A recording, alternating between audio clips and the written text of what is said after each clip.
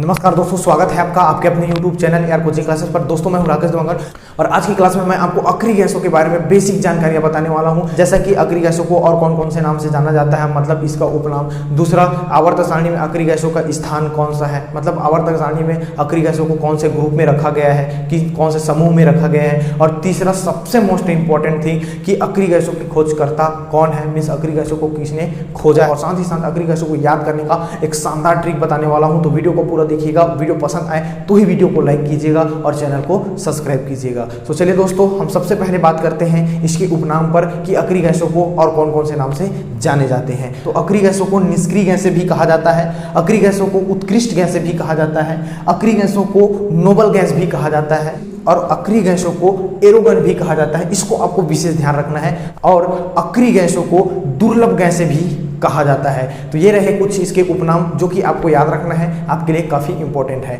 अब चलिए दोस्तों, अब हम बात करते हैं कि अक्रिय गैसों को आवर्त सारणी में कौन सा स्थान है, मतलब अक्रिय गैसों को आवर्त सारणी में किस ग्रुप में रखा गया है। तो अक्रिय गैसों को आवर्त सारणी में 18 ग्रुप में रखा गया है, मीन्स 18वें समूह में रखा गया है। और आपको एक चीज और बता दूं कि 18 ग्रुप को जीरो ग्रुप भी कहा जाता है। तो आप यहाँ पे एक चीज और याद रख लीजिएगा कि 18 ग्रुप को, जिस ग्रुप में निष्क्रिय गैसों को रखा गया है, उसे जीरो ग्रुप भी कहा जाता है। तो इसे आपको याद रखना है। अब तीसरा हम बात करते हैं खोजकर्ता पर कि अक्रिय गैसों की खोज किसने की है। तो दोस्तों, अक्रिय गैसों को 3 वैज्ञानिकों ने मिलकर खोजा है, जिसमें से पहला वैज्ञानिक है लोकेयर, दूसरा वैज्ञानिक है रैमजे और तीसरा वैज्ञानिक है रेले। तो ये रहे इसके कुछ बेसिक इंफॉर्मेशन जो कि आपके लिए काफी इंपॉर्टेंट है।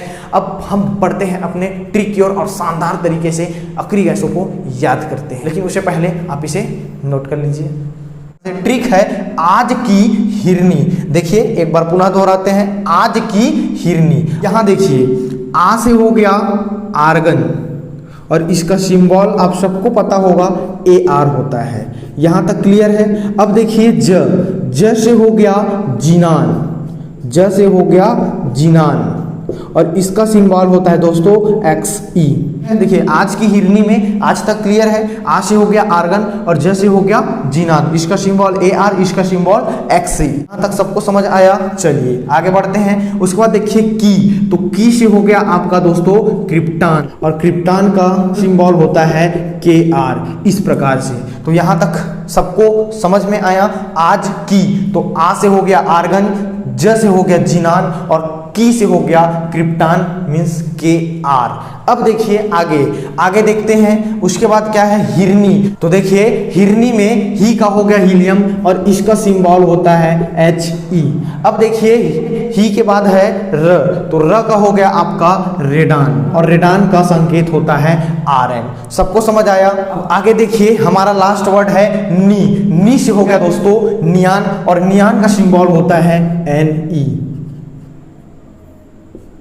तो इस प्रकार देखिए हमारा ट्रिक है आज की हिरनी। तो आ से हो गया आर्गन AR, ज से हो गया जिनान XE, की से हो गया क्रिप्टान KR, ही से हो गया हीलियम HE और र से हो गया आपका रेडान RN और नी से हो गया आपका नियान मीन्स NE। तो इस प्रकार आप शानदार तरीके से इसको याद रख सकते हो। तो ट्रिक कैसा लगा दोस्तों, कमेंट बॉक्स में लिखना मत भूलिएगा।